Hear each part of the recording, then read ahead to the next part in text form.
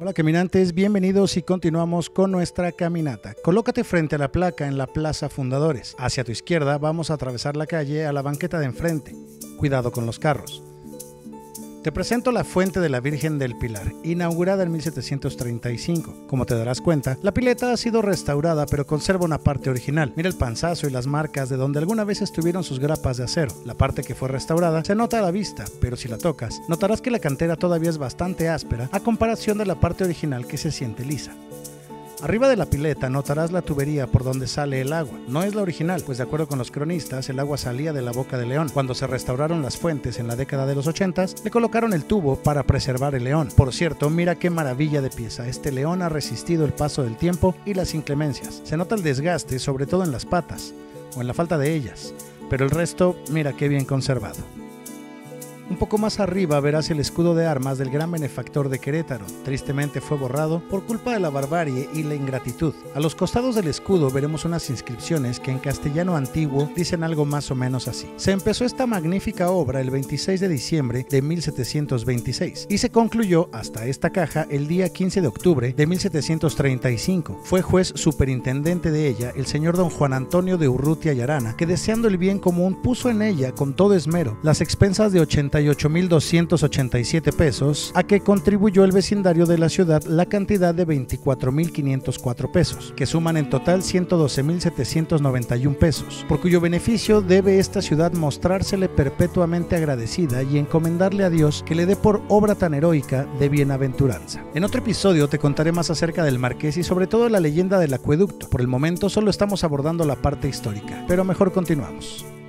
Un poco más arriba del escudo veremos un nicho en donde originalmente se encontraba la figura de la Virgen del Pilar, considerada la santa patrona de España. Hoy en día verás la imagen de San Francisco de Asís. Algunos afirman que la imagen de la Virgen fue llevada a algún templo para su debida veneración, sin saber exactamente a qué templo fue a parar. Otros afirman que la imagen fue robada sin saber a dónde fue a parar y que posteriormente algún benefactor anónimo donó la imagen de San Francisco para sustituir la original. Desafortunadamente, de las dos versiones ninguna puede ser corroborada. Mira el muro junto a la fuente, la parte de arriba es de un material diferente. Esa es la tubería de barro que sirvió para que el agua llegara a esta fuente y de aquí, gracias a la fuerza de gravedad, no olvides que estamos en lo alto del Cerro del Sangremal, y por medio de tuberías subterráneas llamadas acequias, el agua iba a todas y cada una de las fuentes públicas de la ciudad. En otro episodio te diré cómo hicieron para que el agua llegara a lo alto de este muro.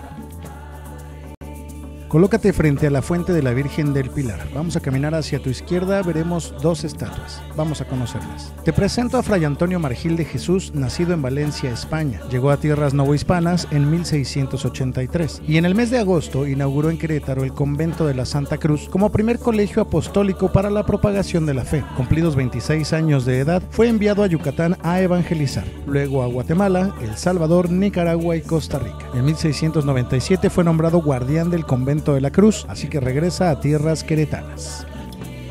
En 1701 funda en Guatemala el Colegio Apostólico de Propaganda Fide de Cristo Crucificado. En 1707 funda en Zacatecas el Colegio Apostólico de Guadalupe. De ahí viajó al norte, pasó por Coahuila y Nuevo León, para luego llegar a Texas y Luisiana. En 1710 evangelizó Nayarit y recorrió Morelia, Guadalajara, Chapala, Sinapecuaro y Acámbaro. Fray Antonio Margil de Jesús era conocido como el fraile de los pies alados, pues cuenta la leyenda que recorría muy largas distancias en muy poco tiempo, ayudándose únicamente por un bastón. Más que caminar parecía que volaba, de ahí el nombre. Luego de su larga peregrinación evangelizadora, regresó a la Ciudad de México, no sin antes pasar a visitar el convento de la Cruz por última vez, donde dejó olvidado su bastón en el huerto. El 6 de agosto de 1726 muere a los 69 años. Al poco tiempo, su bastón enraizó y le comenzaron a brotar ramitas, y con el pasar de los años se convirtió en un gran árbol, al cual no le brotan flores, ni mucho menos frutos, solo las famosas espinas en forma de cruz. Este árbol pertenece a la familia de las mimosas. Sus hojas son muy pequeñas y sus espinas muy grandes, con la peculiaridad de tener 3 picos, 3 puntas y sobre todo la forma de la cruz. Te presento a Fray Junípero Serra, nacido en 1713 en Mallorca, España. Llegó en 1749 como misionero apostólico a la Nueva España y fue destinado a la Sierra Gorda, donde fundó entre los años de 1750 a 1760 la misión de Santiago de Jalpan, la misión de Santa María de la Purísima Concepción del Agua de Landa, la misión de San Francisco de Asís del Valle de Tilaco, la misión de Nuestra Señora de la Luz de Tancoyol, la misión de San Miguel Conca, de las cuales ya hablaremos a detalle cuando hagamos la ruta de la Sierra Gorda. Tras la expulsión de los jesuitas de la Baja California, los franciscanos ocuparon las misiones de esta región. Y al iniciar la conquista de la Alta California en 1769, Fray Junípero y sus misioneros establecieron ahí las misiones de Buenaventura, San Carlos, San Antonio y algunas que con el pasar de los años se convirtieron en grandes ciudades, como San Diego y por supuesto San Francisco.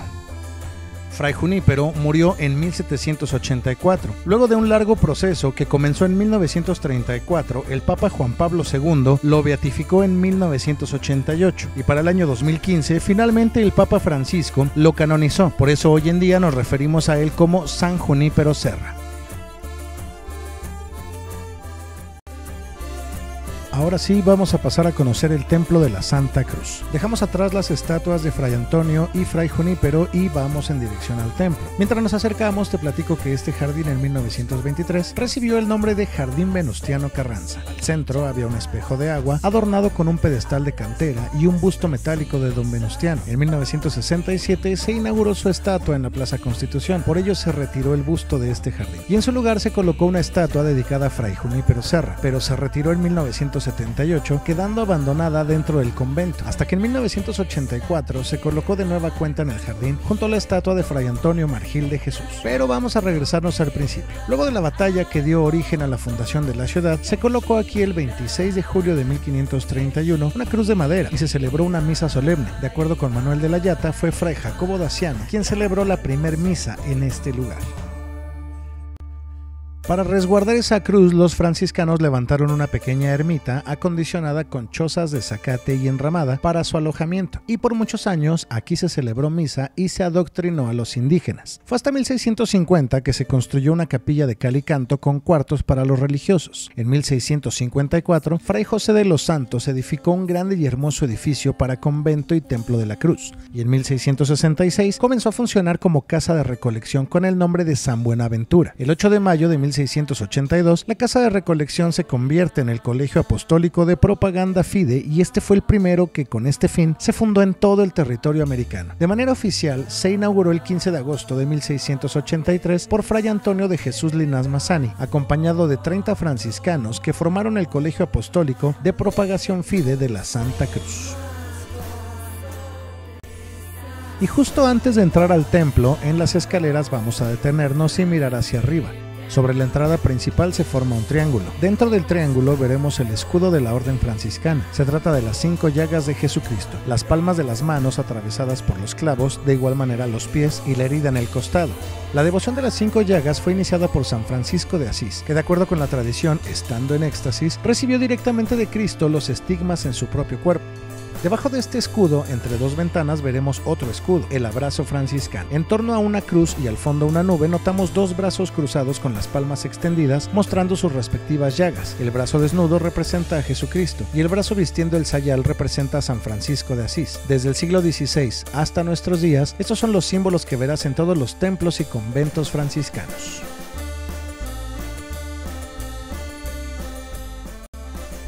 Y ahora sí, entramos al templo y vamos viendo algunos detalles que vale la pena mencionar. Inmediatamente hacia tu izquierda verás una representación del nacimiento de Jesús y en el camino de la entrada hacia el altar, a ambos costados, podrás apreciar una buena variedad de santos. Lo que quiero destacar es la pintura dorada, que se nota en los nichos de los santos, a su alrededor, en las columnas e incluso en el techo. Originalmente no era pintura, eran láminas de oro, pero durante la Guerra Cristera casi todos los templos de Querétaro fueron saqueados. La gente entró a la fuerza rompiendo puertas, quemando confesionarios y llevándose todo el oro que pudieron. Cuando se restauró el templo en los años 80, se utilizó la pintura dorada para remarcar donde alguna vez hubo lámina de oro. Y como la puerta principal del templo mira hacia el poniente, imagina los atardeceres, el resplandor de todo el interior en sus mejores épocas. Y llegamos al altar. En la parte baja veremos a la Virgen del Pueblito, que justo el día que grabamos estaba de visita, pero no siempre la veremos ahí. En este lugar se coloca el santo o la virgen que visita el templo y puede ir cambiando dependiendo del santoral a lo largo de todo el año. En la parte más alta veremos la Cruz de los Milagros. Cuenta la leyenda que esta cruz crece con cada año que pasa e incluso aseguran haberla medido y notariado para que conste su milagroso crecimiento. Algunos también aseguran haberla visto moverse. Algunos autores afirman que la cruz se apareció de manera milagrosa en la cima del cerro, mientras que otros aseguran se mandó a labrar por los frailes franciscanos para doctrina de los indígenas. Ahora mira hacia tu izquierda. Notarás un pequeño altar dedicado a la Virgen del Pueblito, la santa patrona de Querétaro, pero en otra ocasión visitaremos su santuario y platicaremos a detalle su historia. Entre este altar y el altar principal veremos un nicho con la imagen del Sagrado Corazón de Jesús. Un poco más a la derecha, el altar principal del cual ya hablamos. Más a la derecha veremos a San Francisco de Asís y en la parte alta de su nicho el escudo franciscano. Más a la derecha veremos el altar de la Virgen de Guadalupe. Ya en otro episodio platicamos acerca del culto de la Virgen de Guadalupe en Querétaro. Verás también una puerta, fíjate bien en el dintel y verás ahí una vez más el escudo de la orden franciscana. Y por último, el púlpito desde donde el cura solía dar el sermón. Obviamente esto fue antes de que existieran los micrófonos. Mira también hacia arriba para que puedas apreciar el candelabro y las pechinas. Es el área que se forma entre un arco y otro, justo en la esquina debajo de la bóveda. Comúnmente verás ahí retratos de evangelistas, santos, vírgenes o, como en este caso, ángeles. Y si miras desde aquí hacia la puerta principal, veremos en el coro un órgano Walker tubular construido en 1900, que originalmente estuvo en el Templo de la Cruz, pero el que está ubicado en la Plaza de las Tres Culturas, en Tlatelolco, al norte de la Ciudad de México. Se compró para este templo en los años 30 y su restauración y colocación llevó más o menos 6 meses. Estuvo inactivo por un periodo de 15 años hasta que fue restaurado nuevamente por el maestro Juan Moisés Orozco Santillán. Hoy en día es completamente funcional. De hecho, lo estás escuchando en este momento como música de fondo.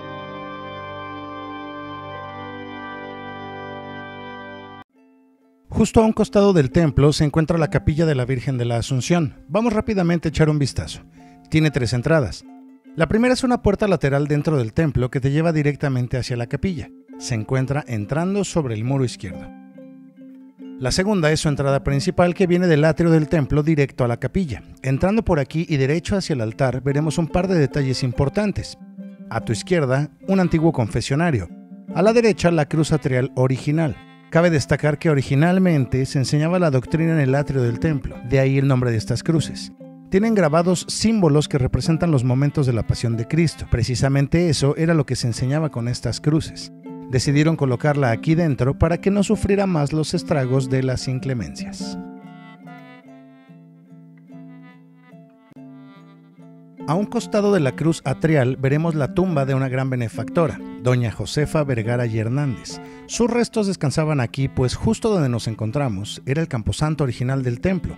Luego el bachiller don Juan Caballero y Ocio decide construir esta capilla contigua al templo, dedicada a la Virgen de la Asunción. Por eso aquí se pide por el eterno descanso de nuestros seres queridos ya fallecidos. Algunos restos, como los de doña Josefa, fueron trasladados a otro panteón del cual más adelante hablaremos. Solo quedó aquí su lápida a manera de monumento, pero continuemos con nuestro recorrido. Justo frente a la cruz atrial veremos a Jesucristo acompañado de Dimas y Gestas, representando el momento de la crucifixión. Continuamos y finalmente llegamos al altar. Recuerda notar todos los detalles en pintura dorada que, como ya dijimos, originalmente eran lámina de oro.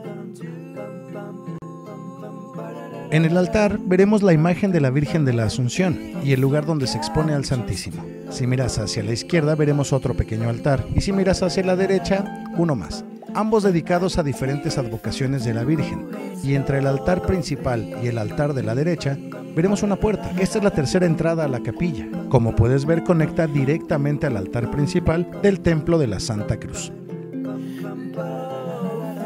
Y ya para terminar, saliendo de esta capillita al atrio, encontramos una estatua dedicada a los danzantes concheros, que desde la fundación de Querétaro le han danzado de manera ritual a la Santa Cruz de los Milagros, sobre todo en fechas como el 3 de mayo, Día de la Santa Cruz, y del 12 al 14 de septiembre por la fiesta de la Exaltación de la Santa Cruz. Se les nombra concheros por el instrumento de cuerdas que tocan, el cual se fabricaba con la concha vacía de un armadillo, de ahí el nombre de los concheros. Y hasta aquí llega el episodio del día de hoy, espero lo hayas disfrutado. No olvides darle like y suscribirte para recibir notificación cuando subamos el próximo episodio, pero sobre todo comparte para hacer crecer esta comunidad. Te recuerdo también que nos puedes escuchar en Spotify, nos encuentras como Caminantes. Te recomiendo que descargues el contenido y cuando estés en el centro, escucha los episodios. Te llevaré paso a paso recorriendo las calles del centro. Nos vemos en el próximo episodio y no olvides que caminantes somos y en Querétaro andamos.